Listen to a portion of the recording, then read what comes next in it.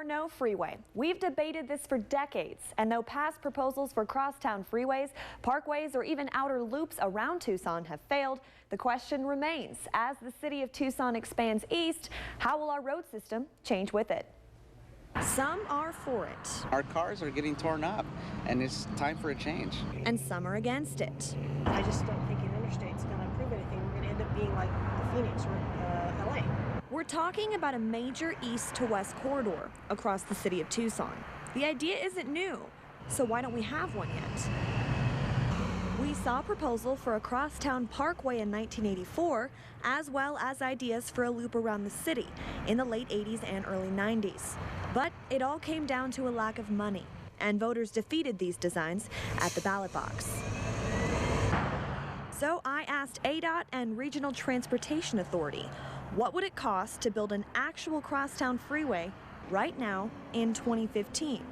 The answer? More than $3 billion. The challenge moving ahead really comes down to funding. We're in an age where we have very limited transportation funding, and there's simply more needs than there are funding. Then what other options do we have? State Route 210, also known as Aviation Parkway, will eventually change for commuters. Currently, it spans from Golf Links and Swan on the east side to the entrance of downtown Tucson. Arizona Department of Transportation is starting phase 2 of a traffic study, which includes its expansion. The parkway could eventually go all the way to I-10 on the west side, while the eastern extension has yet to be planned. ADOT officials tell me this would really make a difference for drivers. This would relieve a lot of the traffic on I-10 that is headed to downtown Tucson. They would have another option to get to downtown Tucson by taking a State Route 210, which would be a free-flowing highway. They have money set aside now for the right-of-way fees, but no design or construction funds are designated, which means any kind of change here is still years away. Plans are also in motion for the Sonoran Corridor.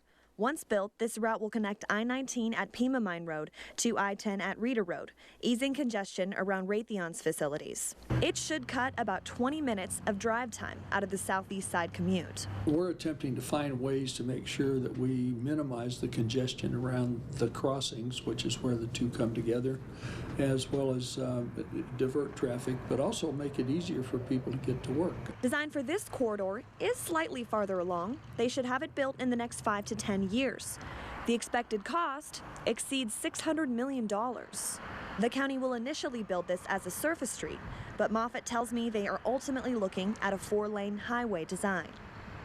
It looks like we'll still have to wait a while to see updates to the daily commute, but the bottom line, whether you like the idea, I've looked into those cars. They're coming out with like a flying car or something like that. One starts to ponder, man, how do I bypass the Tucson traffic? or not. I think it would ruin Tucson.